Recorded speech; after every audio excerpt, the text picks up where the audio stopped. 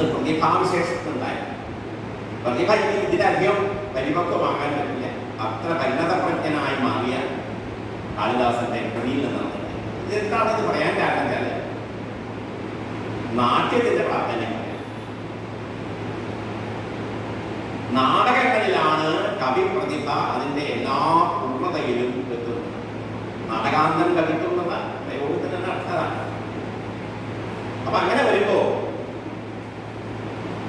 നാട്യത്തിന് വലിയ പ്രാധാന്യം. ഈ പ്രാധാന്യം നാട്യത്തിലെ രസവുമായി ബന്ധപ്പെട്ടിട്ടാണ് നിൽക്കുന്നത്. എന്നാൽ അനാദികാലം മുതൽ രസത്തിന്റെ ചർച്ച നമ്മൾ കേട്ടിട്ടുണ്ടാവും. വേദങ്ങളിലൊക്കെ രസോ വൈസഹ, രസോഹ്യേവായ ആനന്ദി ഭവതി ഇതായുള്ള ശ്രുതിവാക്യങ്ങൾ, വേദവാക്യങ്ങൾ തന്നെ രസത്തിന്റെ പ്രാധാന്യത്തെ കുറിച്ചുണ്ട്. രസോ വൈസഹ, അതാണ് രസം, ആ പരമമായ ചൈതന്യമാണ്. രസം ലഭിച്ചാൽ അയാൾ അങ്ങേയറ്റത്തെ ആനന്ദത്തെ അനുഭവിക്കുന്നു. ഇതിലേക്കുള്ള വേദത്തിലെ പരാമർശങ്ങൾ. അതിനുശേഷം ഒരു ഭരതന്റെ കാലമായപ്പോഴേക്കും രസത്തിന് കൃത്യമായൊരു സാങ്കേതിക സ്വഭാവം വന്നത്. നിങ്ങൾക്കറിയാം, രസം എന്ന പദം സാഹിത്യം, കല ഇതൊക്കെ ആസ്വദിക്കുമ്പോൾ നമ്മൾ രസമാണ് ആസ്വദിക്കുന്നത്. കലകളും അങ്ങനെ തന്നെയാണ്, രസമാണ് ആസ്വദിക്കുന്നത്. ഈ രസം ആസ്വദിക്കുമ്പോൾ കാവ്യത്തിലും നാടകത്തിലും രസം അനുഭവിക്കുന്നതിൻ്റെ വ്യത്യാസം എന്ത് എന്നുള്ളത് വളരെ ചർച്ചാ വിഷയമാണ്. നമ്മുടെ സംസ്കൃത സാഹിത്യ നിരൂപണത്തിൽ അപൂർവമെങ്കിലും വഴിപിഴച്ച ചില സംഭവങ്ങൾ ഉണ്ടായതിൻ്റെ സൂചനകൾ നൽകാനാണ് ഗവേഷണ വിദ്യാർത്ഥികൾ കൂടിയായ നിങ്ങൾ, കാരണം മാനസിക്കോളജി ഫീൽഡിൽ പഠിക്കുന്നുണ്ട്, ഗവേഷണത്തിൻ്റെ മണ്ഡലത്തിലാണ്. ഗവേഷണമാകുമ്പോൾ നമ്മൾ പലതും അതിൻ്റെ യഥാർത്ഥ സ്വരൂപത്തിൽ അതിനെ അനലൈസ് ചെയ്തു. അന്ധമായ വിശ്വാസമോ അന്ധമായി അതിനെ അഡ്വക്കേറ്റ് ചെയ്യലൊന്നുമില്ല. മുമ്പിൽ വരുന്ന ഫാക്ട്സ് കൃത്യമായി അനലൈസ് ചെയ്തുകൊണ്ട് ഒരു ജഡ്ജിയെ പോലെ ആയിരിക്കണം ഒരു റിസർച്ചർ, ഒരു അഡ്വക്കേറ്റിനെ പോലെ ആവണം. അഡ്വക്കേറ്റ് എന്ത് വ്യാജമായാലും അതിന് ശരിയാണെന്ന് സമർത്ഥിക്കാനായിട്ടുള്ള വാദഗതികൾ കൊണ്ടുവരുന്ന ആളാണ് ഫനാറ്റിക്കാണ്. അയാൾക്ക് നിക്ഷിപ്ത താല്പര്യമാണ്. വക്കീൽ രണ്ടുപേരും നിയമം തന്നെയാണ് കൈകാര്യം ചെയ്യുന്നത്. പക്ഷേ വക്കീൽ കൈകാര്യം ചെയ്യുന്ന നിയമം അതിന് നിക്ഷിപ്ത താല്പര്യം. അതുകൊണ്ട് അയാൾ സത്യം കാണില്ല, അയാൾക്ക് സത്യമല്ല, അതിന് യുക്തി കൊണ്ട് പറഞ്ഞ് ജയിക്കാൻ മാത്രമേ. പക്ഷേ ജഡ്ജ് അങ്ങനെയല്ല, യുക്തി നോക്കും, പക്ഷെ അതേ സമയത്ത് ഇതിന്റെ സത്യസ്ഥിതി എന്ത് എന്ന് കൃത്യമായി അന്വേഷിക്കുകയും നിഷ്പക്ഷമായി പ്രിജുഡീസ് ഇല്ലാതെ, പക്ഷപാതങ്ങളില്ലാതെ അതിനെ അതിന് നിഗമനത്തിലെത്തുകയും ചെയ്യും. അങ്ങനത്തെ ഒരു ചർച്ച രസമണ്ഡലത്തിൽ നമുക്ക് ആവശ്യമാണ് എന്ന് സൂചിപ്പിക്കാനാണ്. ഇപ്പോൾ വാസ്തവത്തിൽ ഇതിന് സമയം വളരെ പരിമിതമായതുകൊണ്ട് വളരെ ഡീറ്റെയിൽ ആയിട്ട് പോകേണ്ടതല്ല. ചില സൂചനകൾ ആനന്ദവർദ്ധൻ പറയും. ദിഗ്മാത്രം സൂച്യതയേന വിൽപ്പന്നാനാം സചേതസ. ഇവിടെ ഇരിക്കുന്നവരൊക്കെ വിൽപ്പന്നന്മാരായ സചേതസുകളാണെന്ന വിശ്വാസത്തിലാണ്. അതായത് നല്ല പാണ്ഡിത്യമുള്ള സെക്രട്ടറി. അവർക്ക് എന്ത് വേണം? അവർക്ക് എല്ലാം പറഞ്ഞു കൊടുക്കണ്ട. ദിഗ്മാത്രം നിർദ്ദേശം ഈ വഴി കൂടെ പൊക്കോളൂ പറഞ്ഞാൽ മതി, വഴി മുഴുവൻ നടന്നു കാണിച്ചു കൊടുക്കണ്ട. അത്തരം ചില സൂചനകൾ മാത്രമേ ഞാൻ ഇന്നത്തെ ഈ ടോപ്പിൽ പറയാൻ ഉദ്ദേശിച്ചിട്ടുള്ളൂ. വൈദിക സാഹിത്യത്തിൽ ഇതൊരു ആമുഖമാണ്. ഇനി ഞാൻ വിഷയത്തിലേക്ക് പ്രവേശിക്കും. വൈദിക സാഹിത്യത്തിൽ രണ്ട് തരത്തിലുള്ള വിദ്യകൾ പറയും. വൈദിക സാഹിത്യം മുന്നോട്ട് വയ്ക്കുന്നത് രണ്ട് തരം വിദ്യയാണ്. വര, അവര. അവര എന്ന് പറയാം. അവര വര എന്ന് പറഞ്ഞാൽ ഉത്കൃഷ്ടമായിട്ടുള്ളതാണ്.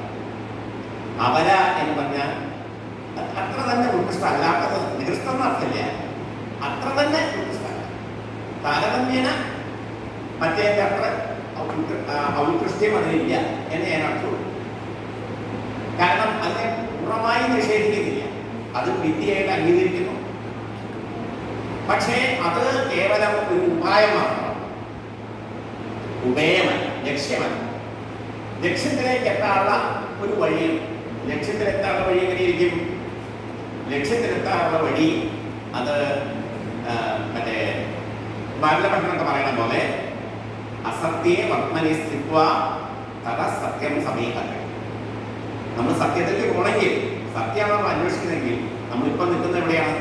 അസത്യത്തിലാണ്. സത്യത്തിലാണ് നമ്മൾ നിൽക്കുന്നത്, അന്വേഷിക്കേണ്ടത്.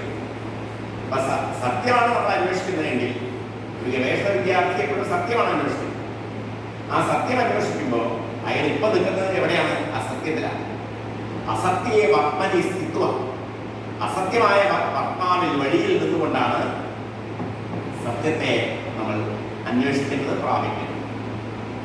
അങ്ങനെ ഈ പര അപര എന്ന രണ്ട് വിദ്യകളിൽ അപര എന്ന് പറയുന്ന താരതമ്യേന അവികൃഷ്ട്യത കുറഞ്ഞ വിദ്യ, അത് ഈ പ്രപഞ്ചത്തെ കുറിച്ചുള്ള വിദ്യ. ഈ കാണുന്ന ഈ പ്രപഞ്ചമുണ്ടല്ലോ, പൃഥ്വി, അപ്പ, തേജസ്, വായു, ആകാശം എന്ന് പറയുന്ന പഞ്ചഭൂത നിർമ്മിതമായ ഈ പ്രപഞ്ചത്തെയാണ് നാം ഈ പരാവിദ്യ കൊണ്ട് അപരാവിദ്യ കൊണ്ട് ഉദ്ദേശിക്കുന്നത്. പര എന്ന് പറയുന്നത് ഇതല്ലാതെ വേറെ ഈ കാണുന്ന അജ്ഞാനാദി ജൻസമൂഹ അവസ്തു എന്ന് വേദാന്തം പറയുന്നത് പോലെ വസ്തു സച്ചിദാനന്ദ മദ്വയം ബ്രഹ്മ. വസ്തു എന്ന് പറഞ്ഞാൽ ഒന്നേ ഉള്ളൂ. വസ്തു എന്ന പദത്തിന് അർത്ഥം വാസ്തവികമായിട്ടുള്ളത് വസ്തു. വാസ്തവികം എന്താ? ശരിയായിട്ടുള്ളത്, നിത്യമായിട്ടുള്ളത്, എന്നും നശിക്കാതെ ഒന്നേ ഉള്ളൂ. അത് ബ്രഹ്മതത്വമാണ്, ആത്മതത്വമാണ്. അതല്ലാത്തതെല്ലാം എന്താണ്? അജ്ഞാനാദി സകല ജൻസമൂഹ അവസ്തു. അതല്ലാത്ത ബാക്കിയൊക്കെ ബ്രഹ്മമല്ലാത്ത, ആത്മാവല്ലാത്ത എല്ലാം അനിത്യമാണ് എന്നാണ് നമ്മുടെ വേദവും വേദാന്തവും ഒക്കെ പറയണം, ഉപനിഷത്തുകളൊക്കെ പറയണം. അപ്പോ ഈ രണ്ട് തരത്തിലുള്ള വിദ്യകളാണ് നമുക്കുള്ളത്. ഈ രണ്ട് വിദ്യകളുടെ ഒരു എന്താ പറയാ, ഒരു വളർച്ചയിലാണ് നമുക്ക് ഈ ദർശനങ്ങളും ശാസ്ത്രങ്ങളും ഒക്കെ ഉണ്ടാകുന്നത്. അതിൽ ദർശനങ്ങളിൽ തന്നെ ദർശനങ്ങളുടെയും ദർശനം എന്ന് പറയുന്ന ആത്മതത്വ പ്രതിപാദകമായിട്ടുള്ള വേദാന്തം, വേദാന്തങ്ങളിൽ തന്നെ അദ്വൈത വേദാന്തം, ആ വേദാന്തങ്ങളെ പറഞ്ഞത് ദ്വൈതം, വിശിഷ്ടാദ്വൈതം എന്ന് പറഞ്ഞു. ഇതെല്ലാം ആത്യന്തികമായിട്ട് അദ്വൈതത്തിലേക്ക് പോകാനുള്ള വഴി. ഇങ്ങനെയാണ് അതിനെ ആ ജ്ഞാന സമ്പ്രദായങ്ങൾ നമ്മുടെ ഉള്ളിലുള്ളത്. ഇവിടെ നാട്യശാസ്ത്രത്തിൽ രസത്തെക്കുറിച്ച് ആദ്യമായി കൃത്യമായ ചിട്ടയോടുകൂടിയ ശാസ്ത്രീയമായ രസത്തെക്കുറിച്ചുള്ള സമീപനം നാം കാണുന്നത് നാട്യശാസ്ത്രത്തിൽ. നാട്യശാസ്ത്രത്തിന് മുമ്പ് വൈദിക സാഹിത്യത്തിൽ ഞാൻ പറഞ്ഞു പല വേദമന്ത്രങ്ങളുണ്ട്. സാഹിത്യ നിർമ്മാണം, സാഹിത്യ ആസ്വാദനം. സാഹിത്യം എന്ന് പറഞ്ഞാൽ കവിതയല്ല ഉദ്ദേശിക്കുന്നത്, നാടകങ്ങളെയാണ് അതിന് ഉദ്ദേശിക്കുന്നത്. പക്ഷെ നാടകങ്ങളാണെന്ന് ഒഴുക്കിയിരുന്നത് ഭരതന്റെ കാലത്താണ്. അതുവരെയൊക്കെ സാഹിത്യം എന്ന് പറഞ്ഞാൽ എല്ലോ ആയി, ശ്രവ്യവും ദൃശ്യവും ഒക്കെയുള്ള കവിതകളും നാടകങ്ങളും എല്ലാം വരുന്ന ഒരു സമൂഹമായി. ഐതരേയ മഹീദാസൻ എന്ന് പറയുന്ന, നിങ്ങൾ പലരും കേട്ടിട്ടുണ്ടാവില്ല, അടുത്ത കാലത്ത് അത് അദ്ദേഹത്തെക്കുറിച്ച് പല ഗവേഷണങ്ങളും നടന്നിട്ടുണ്ട്. ഐതരേയ ഉപനിഷത്ത്, ഐതരേയ ബ്രാഹ്മണം, ഇതൊക്കെ എഴുതിയെന്നല്ല പറയേണ്ടത്, ഇതിനെയൊക്കെ ദർശിച്ച ഋഷി എന്നാണ് പറയുന്നത്. കാരണം ഋഷിമാർ ദർശിക്കുക ചെയ്യുന്നത്, അവരെഴുതില്ല, അവർ സിയേഴ്സാണ്. കാണുന്ന മന്ത്രങ്ങളൊക്കെ അപൗരുഷയങ്ങൾ, അതുകൊണ്ട് കാണുന്നു. അപ്പൊ അങ്ങനെ ഈ ഐതരേയ ഉപനിഷത്തും ഐതരേയ ബ്രാഹ്മണവും ഒക്കെ എഴുതിയ, അല്ലെങ്കിൽ അത് രചിച്ച, അല്ലെങ്കിൽ അതിനെ ദർശിച്ച ഐതരേയ മഹീദാസൻ എന്ന് പറയുന്ന വലിയൊരു ആലങ്കാരികൻ ഭരതനുണ്ടായിരുന്നു. അദ്ദേഹത്തിൻ്റെ ഒരുപാട് സാഹിത്യ ചർച്ചകൾ, ഒരു പക്ഷേ വൈദിക സാഹിത്യത്തിൽ പല ഋഷിമാരും രസത്തെക്കുറിച്ചും അലങ്കാരങ്ങളെക്കുറിച്ചും കാവ്യചാരിത്വ വിഷയങ്ങളെക്കുറിച്ചൊക്കെ ധാരാളമായി സംസാരിച്ചിട്ടുണ്ടെങ്കിലും അതിൽ